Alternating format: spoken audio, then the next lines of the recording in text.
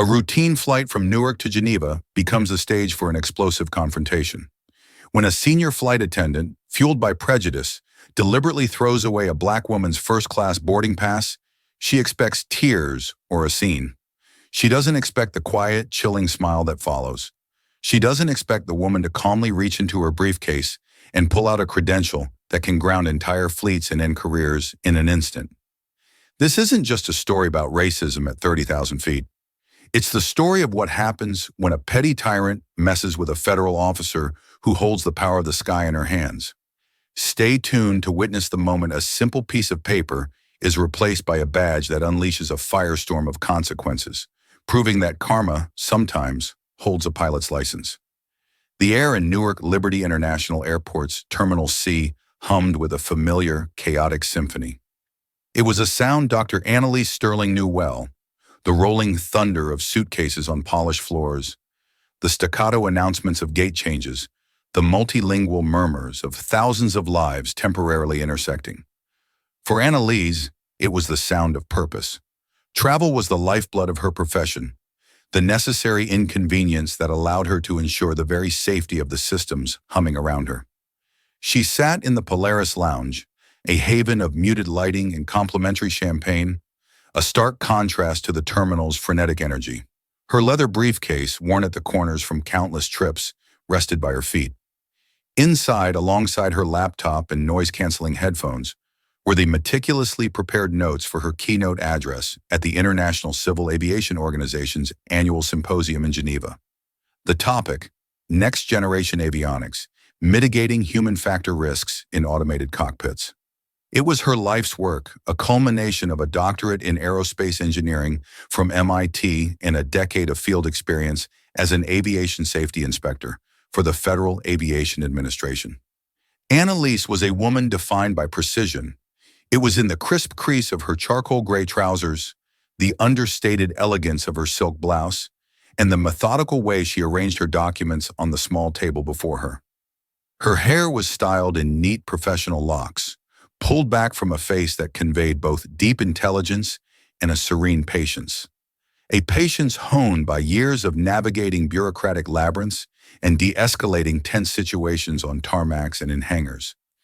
This trip, however, held a dual purpose. After the 5-day conference in Geneva, she would take a train to a quiet town in the Swiss Alps to visit her father, a retired history professor who had chosen a life of books and mountain air over the bustle of his native Boston.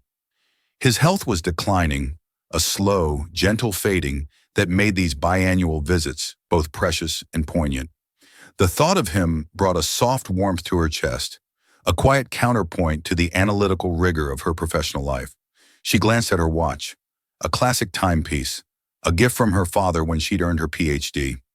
Boarding for Transatlantic Airways Flight 88 would begin in 40 minutes.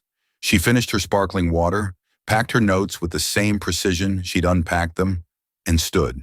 The lounge was an ecosystem of privilege. Men in expensive suits talked loudly into their phones, closing deals across continents.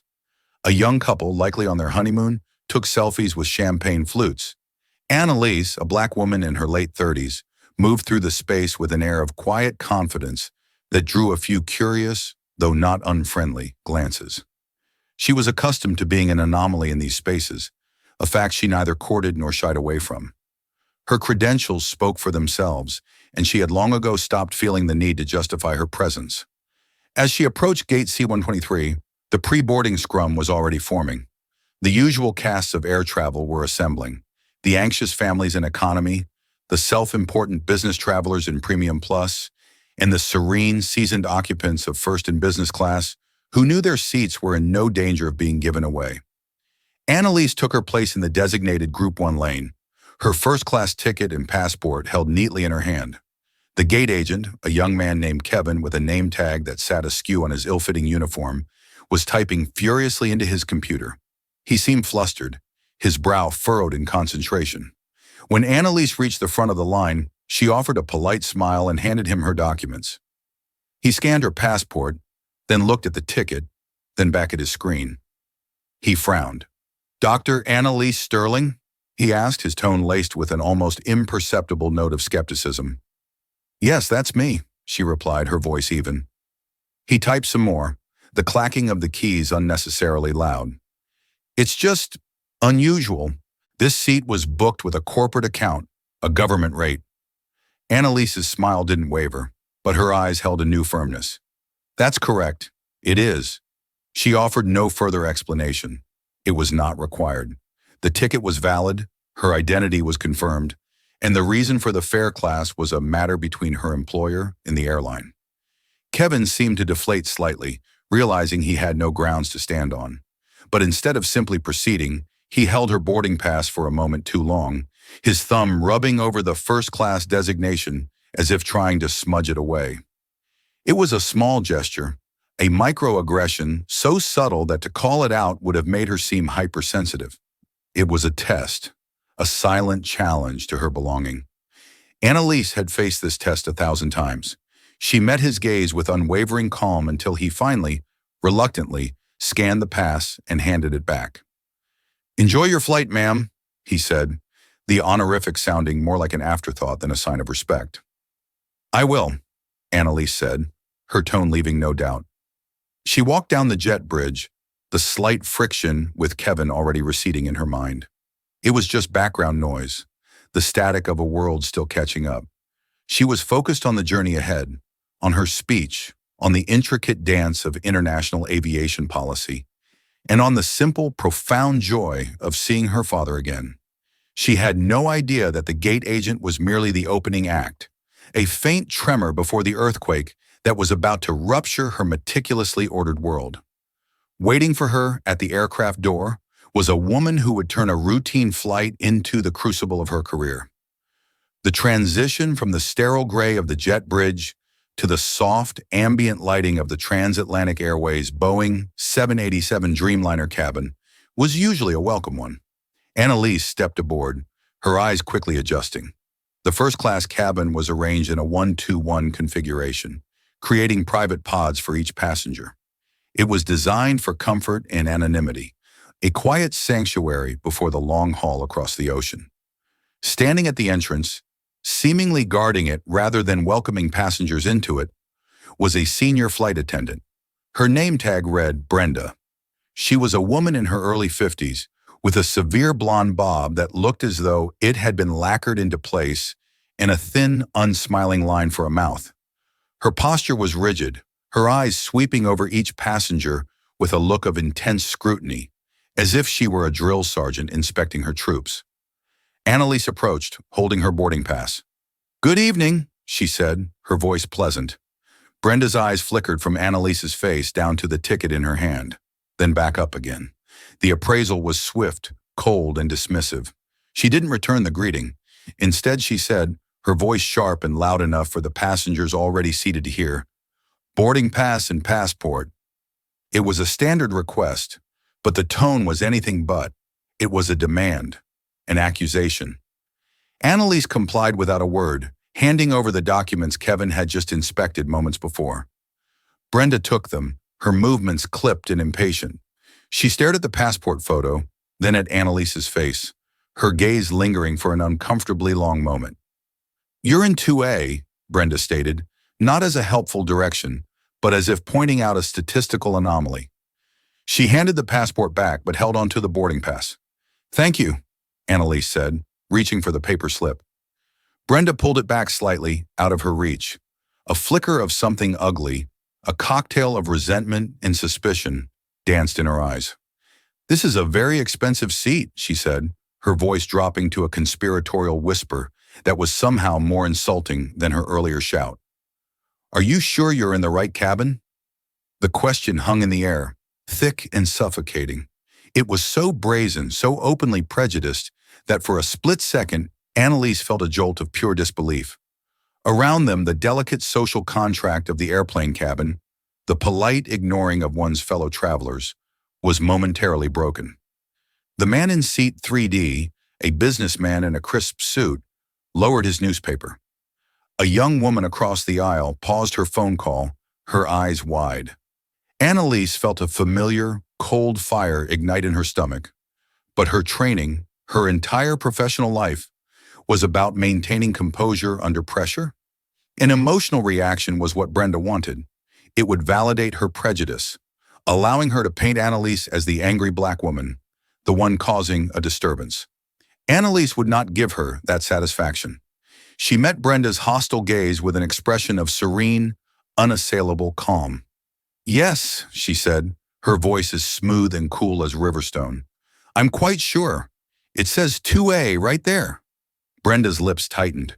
She had expected a protest, an argument, some kind of emotional outburst. Annalise's composure seemed to infuriate her more than any angry retort could have. "We've had issues," Brenda continued, her voice rising again, manufacturing a justification for her behavior. "People using fraudulent documents or trying to sneak into premium cabins. We have to be extra careful. Security is our top priority." The implication was clear. Annalise was a potential fraud, a security risk. The businessman in 3D now looked openly uncomfortable, shaking his head slightly in disgust.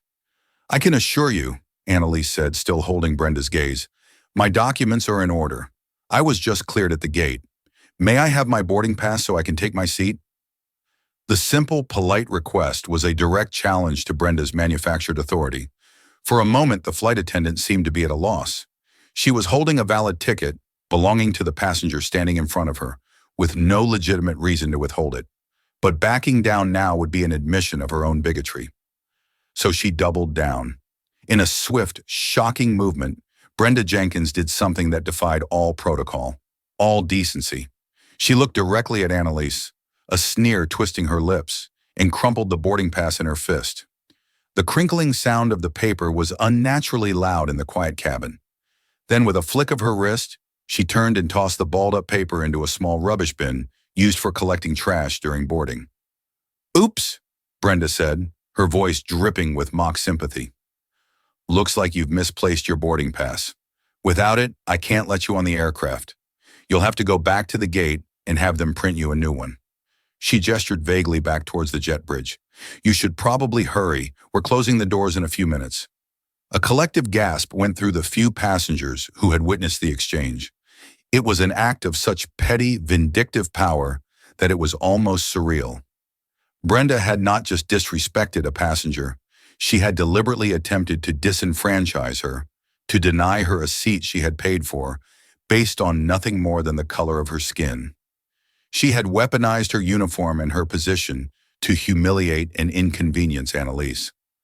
Brenda stood with her arms crossed, a smug, triumphant look on her face. She had won. She had put this woman, who didn't look like she belonged in first class, back in her place. She expected pleading, anger, perhaps even tears. She got none of it. Annalise Sterling did not move. She did not raise her voice. She did not look flustered in the slightest. Instead, a slow, knowing smile spread across her lips. It was not a smile of amusement or happiness. It was a smile of profound, chilling clarity.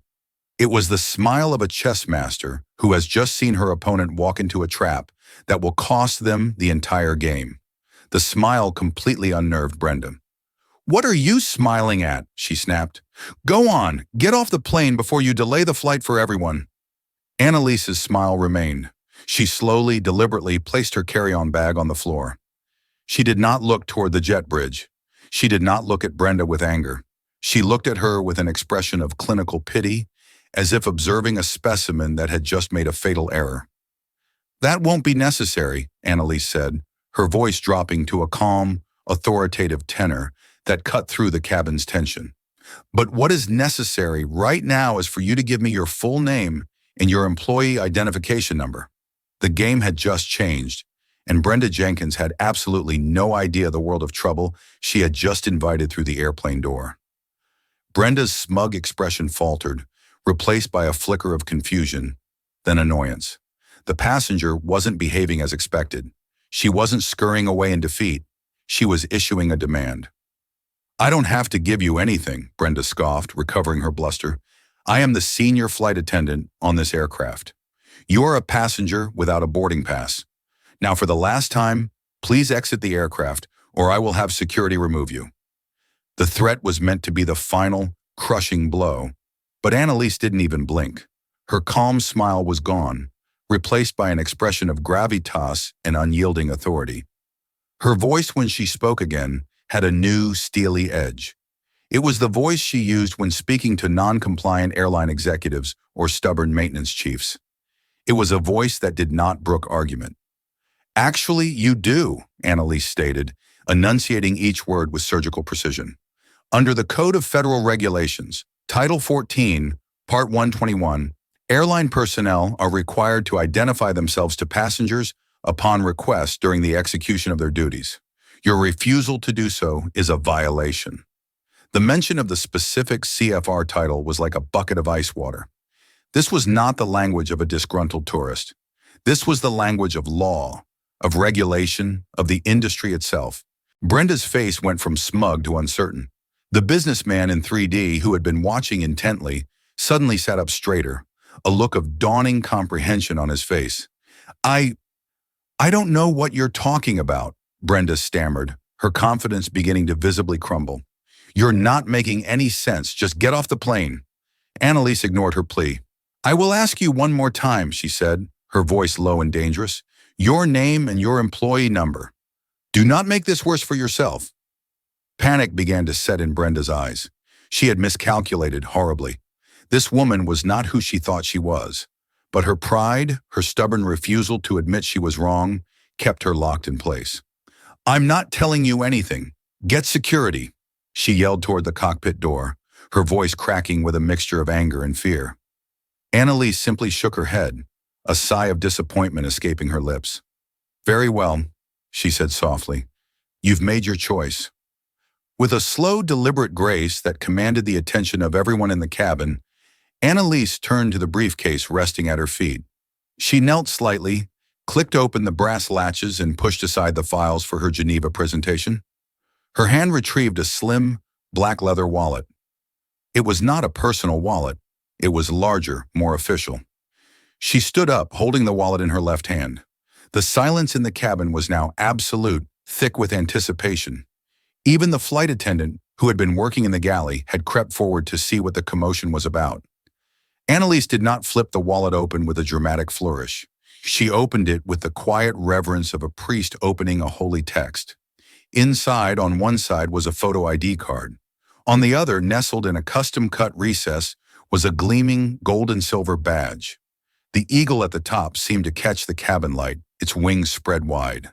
The seal of the Department of Transportation was prominent in the center, and below it, in bold, unmistakable letters, were the words, Federal Aviation Administration. Annalise held it up for Brenda to see clearly. The flight attendant's eyes widened, her face draining of all color. She looked as though she had seen a ghost. "My name," Annalise said, her voice resonating with the full weight of the authority she now displayed, "is Dr. Annalise Sterling. I am an aviation safety inspector with the United States Federal Aviation Administration." She paused, letting the words sink in, letting the full gravity of the situation crash down upon the stunned flight attendant. "And you, Ms. Jenkins," Annalise continued, her gaze as sharp and penetrating as a laser, "are now the subject of an official investigation.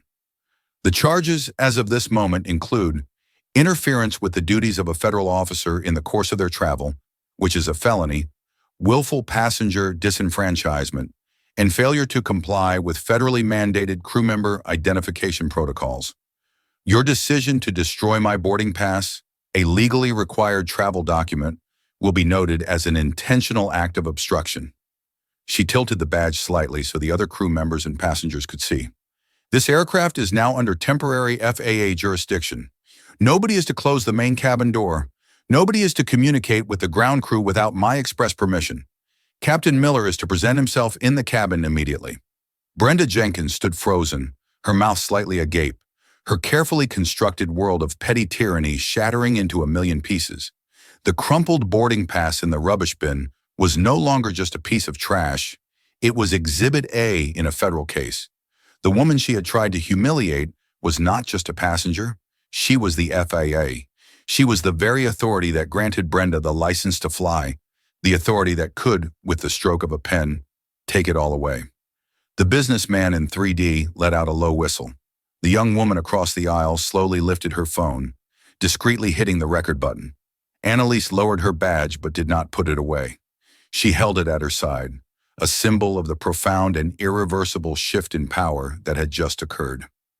The gatekeeper had just found herself locked outside the gates of her own career, and the woman she had tried to cast out now held the only key. The immediate aftermath of Annalise's revelation was not chaos, but a stunned, profound silence. The air in the first-class cabin crackled with a new kind of tension, no longer one of social discomfort, but of regulatory gravity. Brenda Jenkins remained rooted to the spot, her face a mask of disbelief rapidly morphing into sheer terror. The color had not returned. She looked pale and brittle, as if a strong gust of wind might shatter her. The first person to move was the other flight attendant, a younger woman named Maria, who had been watching from the galley. Her eyes were wide with a mixture of fear and perhaps a touch of awe. She took one look at the FAA badge, at Annalise's implacable expression, and at her senior colleague's frozen state, and made a swift, career-preserving decision. She hurried toward the cockpit, her steps quick and quiet. Moments later, the cockpit door opened, and Captain Robert Miller emerged, followed by his first officer. Captain Miller was a tall, silver-haired man in his late 50s, with a calm, authoritative demeanor that came from decades of commanding multi-million-dollar aircraft. He had the weary but alert eyes of a man who understood responsibility in its starkest terms. His gaze swept the cabin, taking in Brenda's ashen face, the passengers craning their necks, and finally settling on Annalise, who stood with an air of unshakable professionalism. "I'm Captain Miller," he said, his voice a steady baritone. "There seems to be a situation here." Annalise met his gaze directly. "Captain, I am Inspector Annalise Sterling, FAA," she said, presenting her credentials again for his inspection. "There is indeed a situation." Captain Miller's eyes focused on the badge, and his entire demeanor shifted. The casual authority of a pilot became the focused deference of a regulated professional addressing a federal regulator. He knew exactly what that badge signified. It meant rules had been broken. It meant his flight, his crew, and his airline were now under a microscope. "Inspector Sterling," he said, his tone now formal and serious. "I understand. What has happened?" Before Annalise could reply, Brenda finally found her voice, a desperate, panicked squeak. "Captain, it's a misunderstanding. This woman, she didn't have her boarding pass, and I was just following procedure." "That is false," Annalise interrupted, her voice cutting through Brenda's frantic explanation with chilling precision. "Captain, your senior flight attendant, whose name I had to demand under threat of regulatory citation, is Brenda Jenkins. Upon my boarding, she questioned my presence in this cabin, confiscated my valid first-class boarding pass, and then deliberately destroyed it by crumpling it and throwing it into that bin." Annalise gestured towards the rubbish bin without breaking eye contact with the captain. "She then ordered me off the aircraft and threatened to have me removed by security when I refused." Captain Miller's gaze shifted to Brenda, and his expression hardened. "Brenda, is this true?" "No, I mean, she lost it, and I was just cleaning up. It was an accident," Brenda stammered, her lies becoming more tangled and pathetic with each word. The businessman in seat 3D, who had been listening to the entire exchange, finally spoke up. "Excuse me, Captain," he said, his voice clear and firm. "I saw the whole thing. That is not what happened.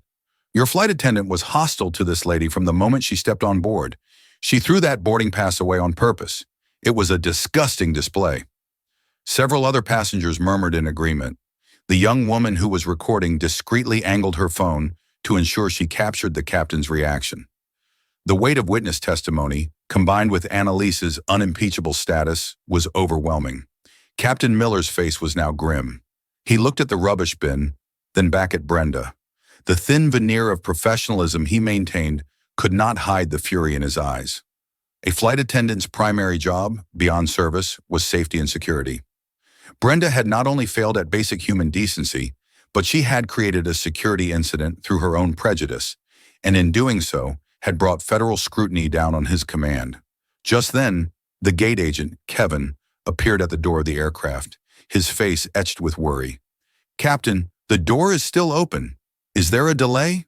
He saw Annalise, then Brenda, and his face went even paler as he realized the small friction at the gate had escalated into a full-blown catastrophe. "There is," Captain Miller said, his voice tight. "Get David Chen on the horn.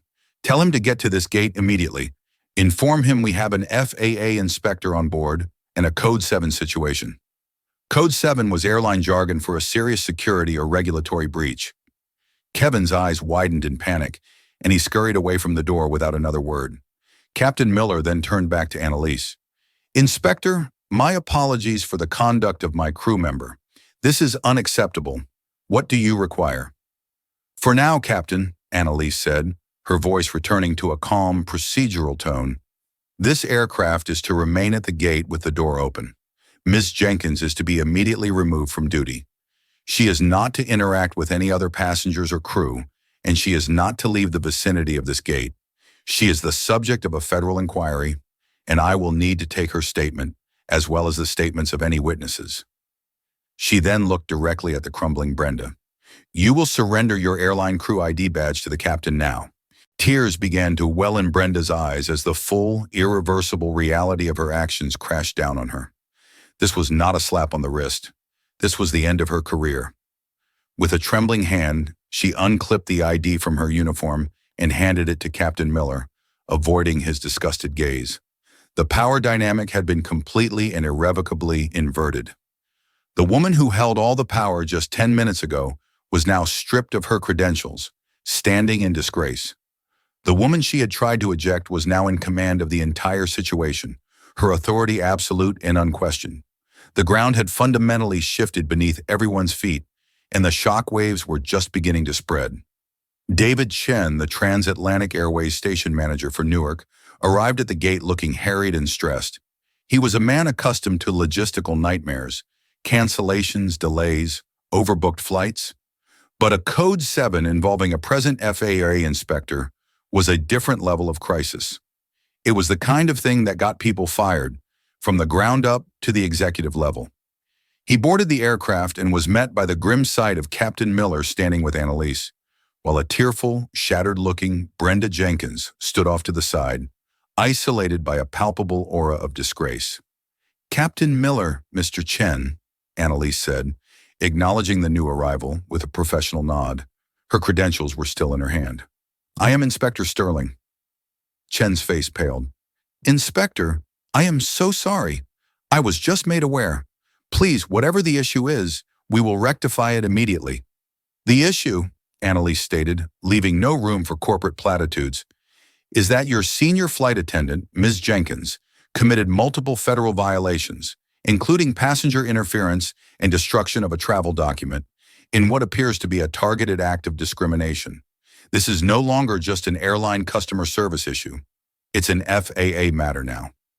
She calmly and methodically recounted the events, from Brenda's initial accusatory tone to the deliberate act of crumpling and discarding the boarding pass.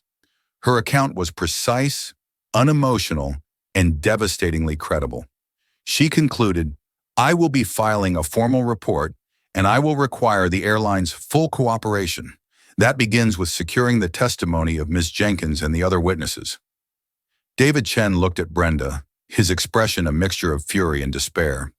She was a PR and legal liability of immense proportions. "Brenda," he said, his voice dangerously low, "is this true?"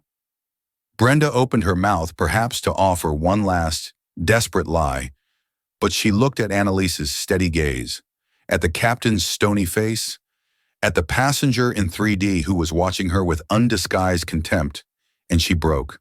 A sob escaped her lips. I was just having a bad day," she whimpered. "I didn't mean... I thought..." "You thought what?" Annalise pressed, her voice quiet but insistent. "That my presence in first class was an error? That a black woman couldn't possibly belong there without some form of subterfuge? Let's be very clear about the nature of this misunderstanding." Brenda had no answer. She simply shook her head, tears streaming down her face, a pathetic figure whose ugly prejudice had finally backed her into a corner from which there was no escape. "Mr. Chen," Annalise continued, turning her attention back to the manager, "Ms. Jenkins is officially suspended, pending the outcome of my investigation and your own. I want her escorted off the aircraft and held in your office until I can take her formal statement. She is not to have contact with her union representative until after she has given her initial, unimpeded account to me. Is that understood?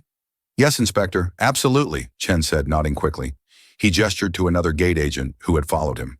Please escort Ms. Jenkins to my office. Now. The public humiliation of Brenda Jenkins was complete. No longer a figure of authority, she was led down the jet bridge like a reprimanded child, her head bowed in shame, the sound of her own quiet sobs the only sound she made. The other passengers watched her go, their expressions ranging from pity to satisfaction. With Brenda removed, Annalise turned her attention to the practicalities of her investigation. Captain, I will need the names and contact information of the witnesses in the cabin who saw the event. I will also need to retrieve the evidence. She walked over to the rubbish bin and, using a pen to avoid touching it directly, fished out the tightly crumpled ball of paper. She carefully uncrumpled it. There it was, her name, the flight number, and the bold letters, Seat 2A. She placed the document in a clear plastic sleeve from her briefcase. It was now evidence. While the captain and his first officer collected names from the willing passengers, Annalise stepped into the galley to make a call. She dialed the number for her direct superior, Director Peterson, at the FAA's Eastern Region headquarters. Peterson, a gravelly voice answered on the first ring. Director, it's Sterling, she said. Annalise, you should be in the air by now. Everything all right? Negative, sir. I'm still on the ground at Newark. I've had to open an official inquiry on site. Transatlantic Airways, Flight 88. She gave him a concise, professional summary of the incident. There was a long pause on the other end of the line. When Director Peterson spoke again, his voice was cold with anger. A flight attendant did what? To an FAA inspector on official travel? Sterling, you have my full backing. Take whatever action you deem necessary. I want a full report from the airline on my desk by morning, outlining their immediate corrective measures. I'll have our legal team on standby. Let them know that we will be pursuing this to the fullest extent. This isn't just an insult to you, it's an attack on the integrity of this administration. Understood, sir, Annalise replied. And Annalise, Peterson added, his voice softening slightly, are you okay? The simple question momentarily caught her off guard. In the heat of the professional moment, she hadn't stopped to consider the personal one. The humiliation, the anger, the sheer exhaustion of having to constantly navigate such prejudice. I'm fine, sir, she said, her voice steady. Just doing my job. She ended the call, her resolve hardened. This was no longer just about Brenda Jenkins. It was about the systemic issues that allowed a woman like her to feel so empowered in her bigotry. The unraveling had just begun, and it would not stop with one disgraced flight attendant. It would reach the very heart of the airline that had created her. The hours that followed were a blur of meticulous, professional activity for Annalise. Flight 88 was, of course, significantly delayed. A new senior flight attendant had to be called in, and the entire crew had to be debriefed. Annalise, meanwhile, conducted her inquiry with the dispassionate focus of a seasoned investigator. She took statements, first from the businessman in 3D, a corporate lawyer named Robert Finley, who was more than happy to provide a detailed, damning account. Then from the young woman, a journalism student named Olivia, who had not only witnessed the event, but had also recorded the immediate aftermath. She willingly airdropped the video file to Annalise for her report. Her final interview was with Brenda Jenkins, conducted in David Chen's glass-walled office overlooking the tarmac. Brenda was a completely different person from the imperious gatekeeper on the plane. She was red-eyed, trembling, and stripped of all her former arrogance. She confessed everything, her words punctuated by sobs and pathetic pleas for forgiveness. She claimed it was an out-of-character lapse in judgment, a result of personal stress. Annalise listened patiently, taking notes. She did not offer sympathy. Ms. Jenkins, she said when Brenda had finished, her voice even, your personal stress does not explain the targeted nature of your actions. It does not explain why you saw me, and specifically me, as someone who didn't belong. This wasn't a random lapse. It was a choice, and now you must face the consequences of that choice. The consequences were swift, severe, and cascaded through every level of Transatlantic Airways. The hard karma Brenda had invited upon herself was just beginning to hit.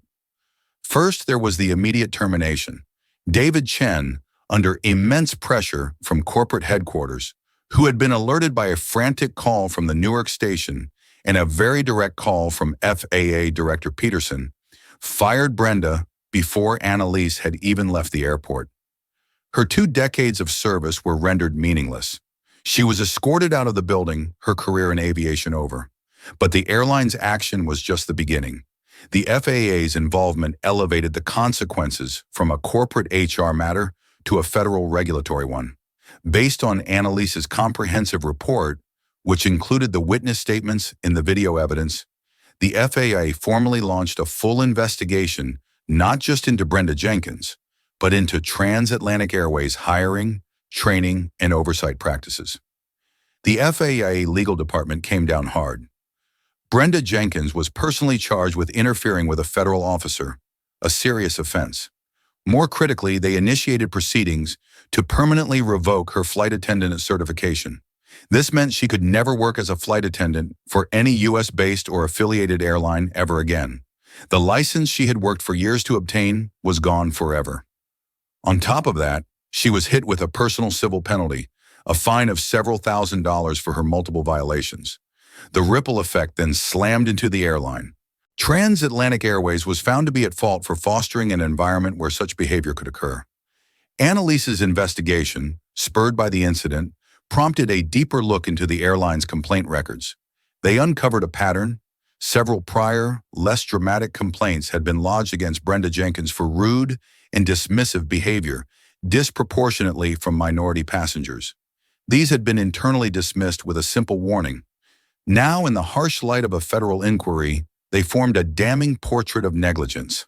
The FAA levied a staggering fine against Transatlantic Airways, a figure in the high 6 figures, for failing to adequately address a pattern of discriminatory behavior and for the flagrant violations committed on Flight 88.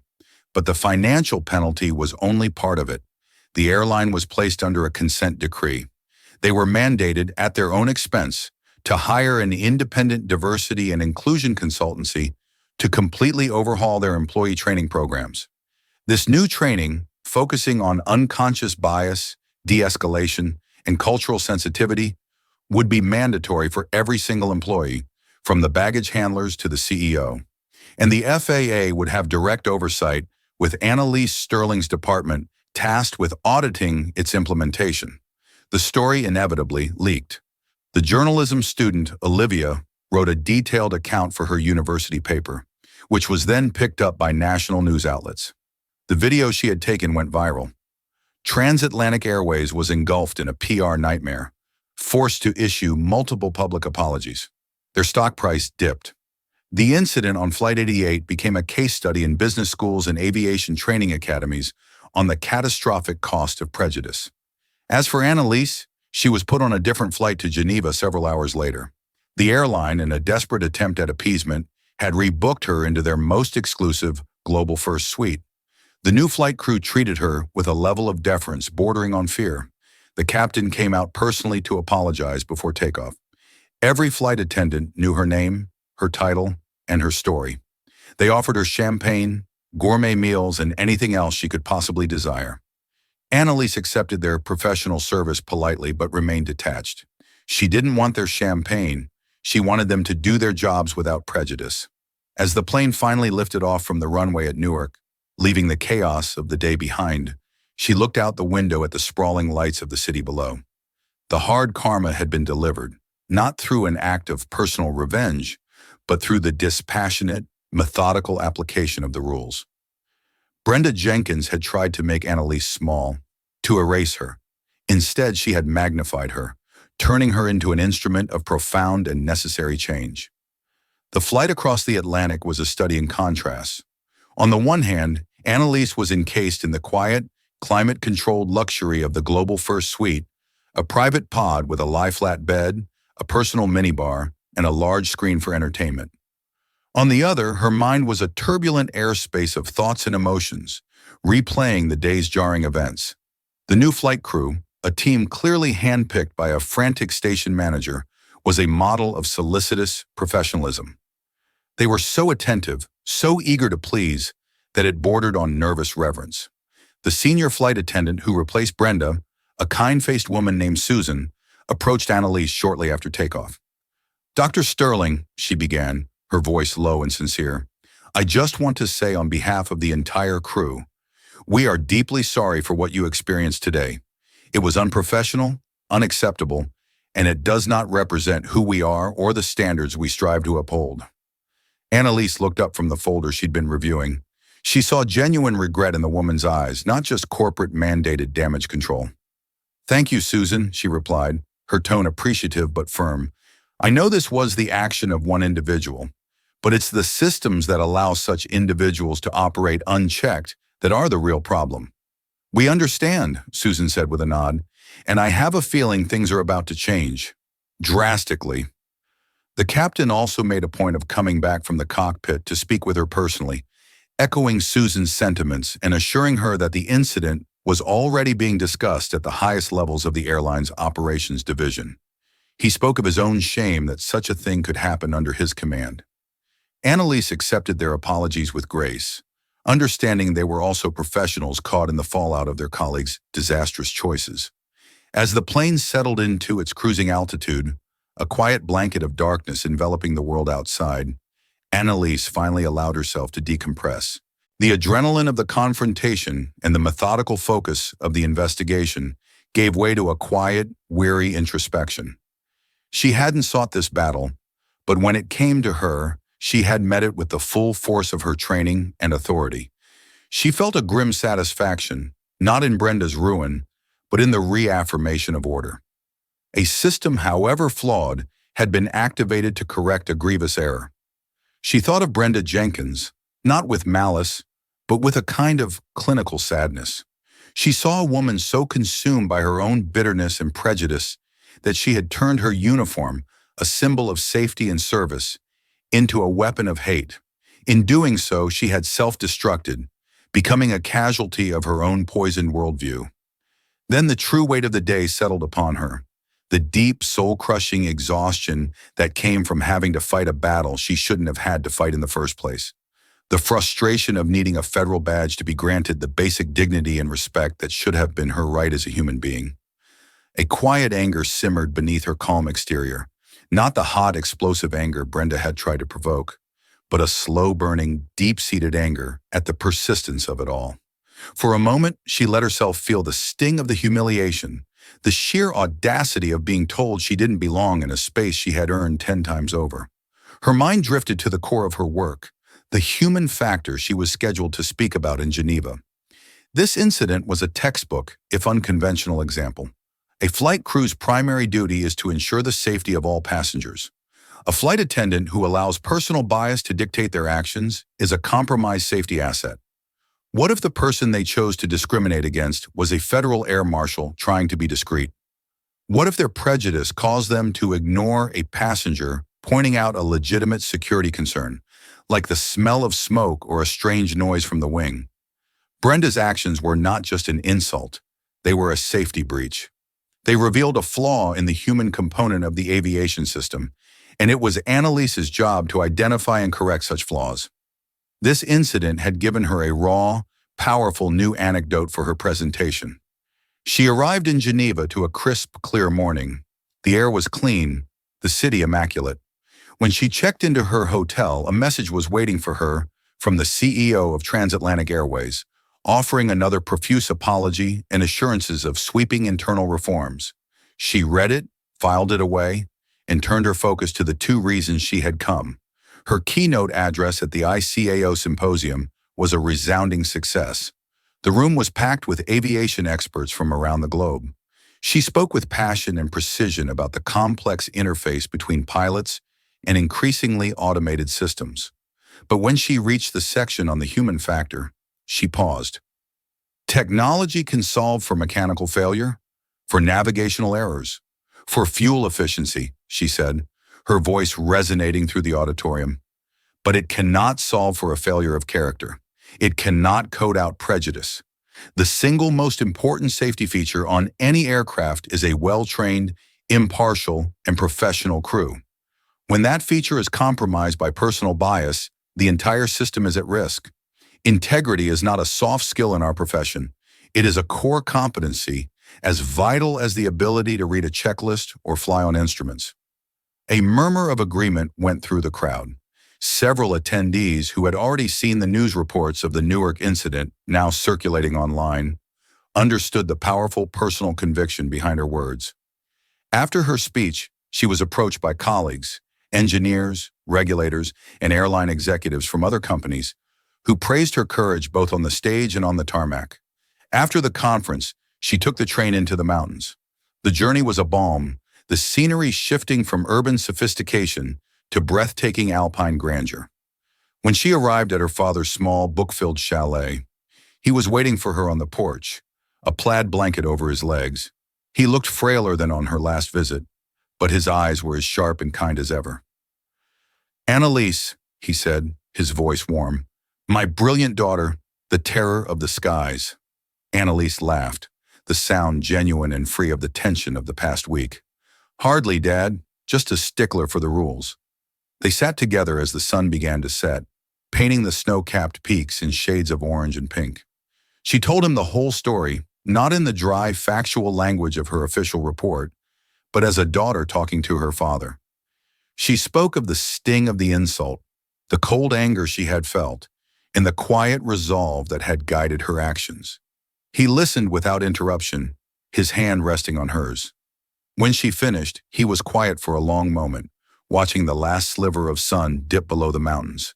"When I was a young man, not much older than you are now," he began softly, "I was denied service at a lunch counter in my own country. I stood there in my army uniform, having served a nation that still saw me as less than whole. I made a scene. I yelled, and I was thrown out. I felt righteous in my anger, but it changed nothing that day." He squeezed her hand. "You, Annalise, you did something different. You felt the same fire, I have no doubt, but you channeled it. You did not use anger. You used the law. You did not use emotion. You used procedure. I am proud of you, not for the power you wielded, but for the grace and discipline with which you wielded it. You did not stoop to her level. You rose above it and forced the system to work as it should. That is who you are. That is who your mother and I raised you to be." In that moment, Annalise felt the last vestiges of the incident's emotional weight lift from her shoulders. Her father's words crystallized the meaning of what had happened. It was not a story of revenge. It was a story of accountability, a continuation of a long, generational struggle, fought now not with protests, but with procedure and the unassailable weight of the law. She looked out at the new horizon, a vast expanse of mountains and sky, serene and silent. The world was still imperfect, the journey for equality far from over. But for one airline, for one flight crew, and for the countless passengers who would now benefit from improved training and oversight, a small piece of that world had been made demonstrably better. A standard had been upheld. And Dr. Annalise Sterling, FAA Aviation Safety Inspector, a daughter visiting her father in the quiet of the Alps, felt a profound sense of peace. She was a guardian of the skies in more ways than one, tasked not only with protecting the integrity of the machines, but also the dignity of the people who flew within them. This was more than just a viral moment of karma. It was a powerful reminder that our systems of justice and regulation, while imperfect, can and do work when wielded by those with integrity and courage. Dr. Annalise Sterling didn't just win an argument. She enforced the law and triggered systemic change within a massive corporation, making air travel safer and more equitable for everyone. Her story proves that one person, armed with professionalism and an unwavering commitment to what is right, can hold even the most powerful entities accountable. If this story resonated with you, if you believe in the power of accountability and standing up against prejudice in all its forms, please help us share it. Hit that like button to show your support. Share this video with your friends and family to spread the message. And most importantly, subscribe to our channel for more true stories of justice, karma, and incredible individuals who refuse to be silenced. Thank you for listening.